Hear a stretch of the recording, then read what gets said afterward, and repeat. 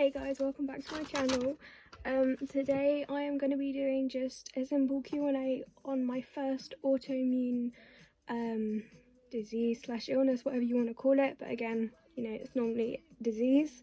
I don't like to call it that, in my opinion, but you know, I prefer the word illness. It's just less something, I'm not too sure, but I don't like saying the word disease, but it is autoimmune disease. So the first autoimmune disease I have is autoimmune hepatitis, which I talked about a little bit in my last video, roughly, not a lot. So I just wrote a Q&A on frequently asked questions and stuff like that, really. So the first question that I get asked a lot is, what is autoimmune hepatitis? So again, I explained in my last video, it's where my immune system is attacking my healthy liver cells. It's like your immune system's gone wrong and it thinks that your liver shouldn't really be there. It thinks, what's it doing there? You shouldn't be there, sort of thing. So it basically attacks it, bullies it really, and that can obviously make a certain level in your blood called ALT. I'm not sure about the full name, but doctors call it ALT level, rises up really high, and that's meant to be below 49 really, and mine got up to over 1,000 when I didn't even know about it.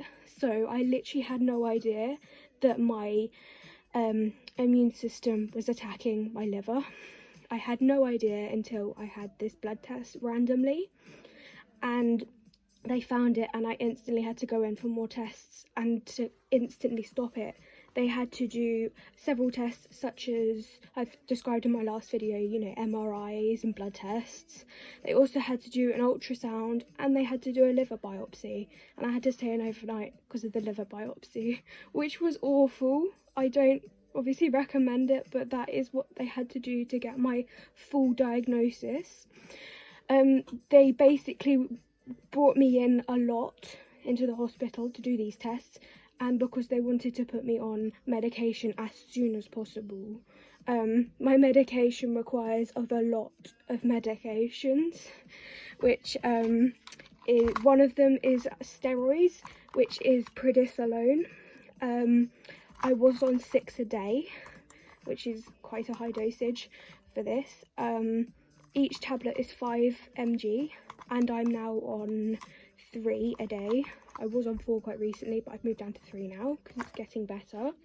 Well, we hope it's getting better. It is getting better, but it raised up quite recently, the level in my ALT. So we're waiting to see if that's going back down. So I'm going to have a blood test soon in the week to find out if it's still coming back down or not. I also take omeprazole, and this is to help with my stomach lining, and I take 2 a day. I normally took 1, but because I kept having these stomach cramps, they said to increase to 2. I also take, because the steroids affect your bones quite a lot, I have to take what's called calci-chew, and I have to take 2 a day, 1 at breakfast and 1 at either lunch or dinner. And that basically just gives me vitamin D and calcium into my system. And then I also take, which doesn't have a proper box, but I take azaoprine, which is an immunosuppressant. I take 75 mg of that.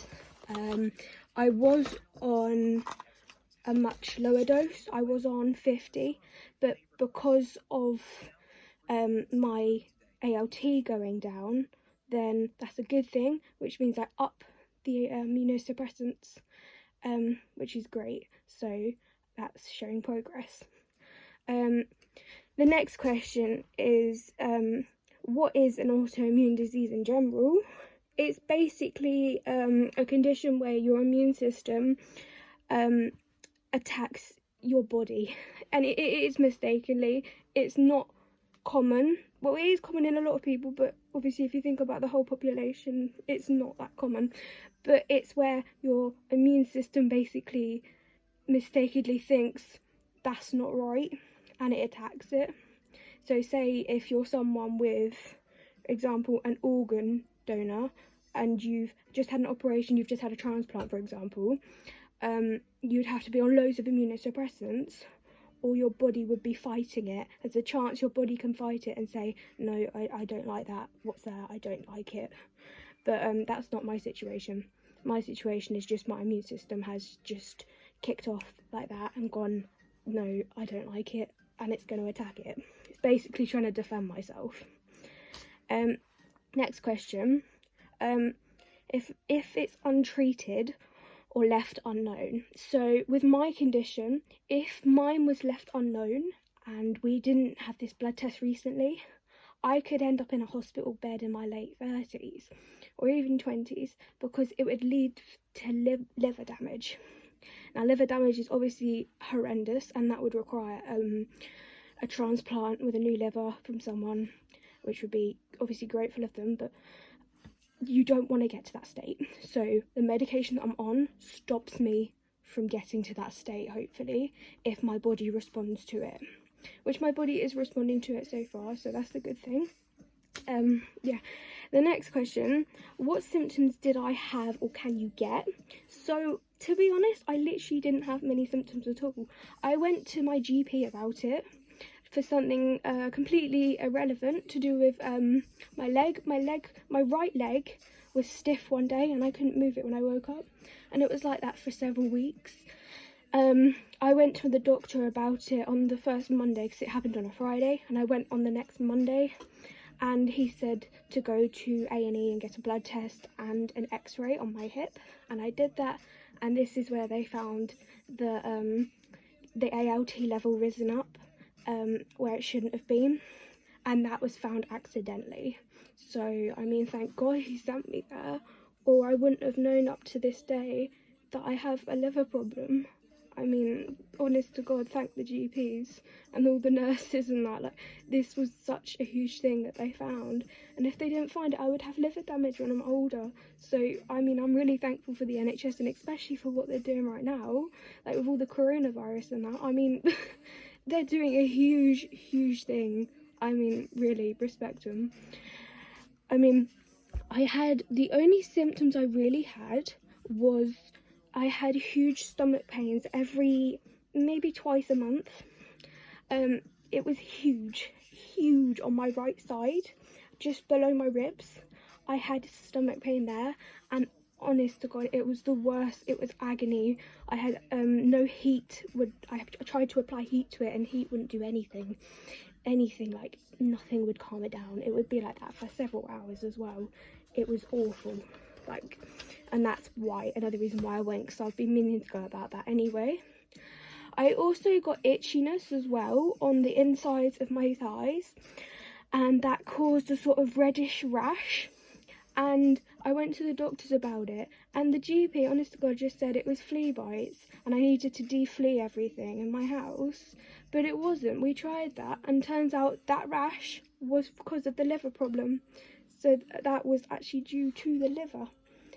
All the itchiness, it was something to do with the fluid. I'm not a doctor, so I'm not going to go into it, but it was about the fluid going around my body and stuff like that. But yeah, the rash eventually went, and it wasn't flea bites. Also, for my stomach pain, they gave me codeine. Again, it didn't really do much, but after my biopsy it did, and I still use codeine up to this day if I still have pain, because I get stomach pain quite a lot, and that's just not fun. The next question is, can you live a normal life? Yes, you can if you carry on taking your medication like you should. Yeah, if you take your medication, I've had many days where I felt just not like taking it, and I just thought, what if I actually don't take it? But your body gets used, if you've been taking steroids for over 2 weeks, so the prednisolone, if you've been taking that for over 2 weeks, then you have to come off gradually, and I'm not allowed to come off gradually yet, but because your body gets used to it, and all the things inside your body they're used to it, so you can't just stop. But obviously I've had days where I'm like, I actually just do not want to take the medication, but you have to. It's vital, you have to. as much as it is disappointing to take medication at the age like I am 17, but it's what's helping me save my life, really. And the doctors have saved my life so far, or I'll be lying in a hospital bed. But yeah, you can live a normal life. Like, many people think, oh, I've got an illness, I can't do anything anymore properly. But you can. You just got to take your meds, listen to what the doctor says and your GP, the nurses, and you'll be fine. I mean, there's many different medications. If your body doesn't respond to them, because not all people respond to the same medication, everybody's body is different, then there's other medications out there. So if you can't take just that, then, you know, you'll be fine, is my point. It's all right, it's okay. Next question. If you have more than one autoimmune thing, so if you have just one, does that mean you will have another? Not always, no. Unfortunately with me, I have, but yes, it is quite common to have more than one. So you have normally more, they're not neat and tidy, okay? Autoimmune, they're not neat and tidy, so it's normally one with several. So I unfortunately have two so far that they know about, which is autoimmune hepatitis, which is what I'm talking about, and also PSC. I don't know the full term of that. I'll put it in the link in description in the next video, because I will be talking about that in the next video, which is my other autoimmune, unfortunately. But yeah, I'll be doing another Q&A on that, but not to worry, that will be coming. Yeah, so I mean, it doesn't mean you will have another one if you have one.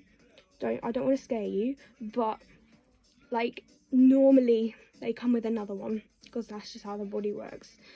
So I mean, it's more common to have more than one, yeah.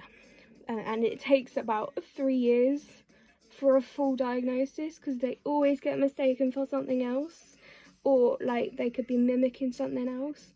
So I mean, it's a long process, it really is. I mean, I've only just found out about my autoimmune hepatitis, and I've been going to the doctors in hospital since November, end of November, and now we're in April.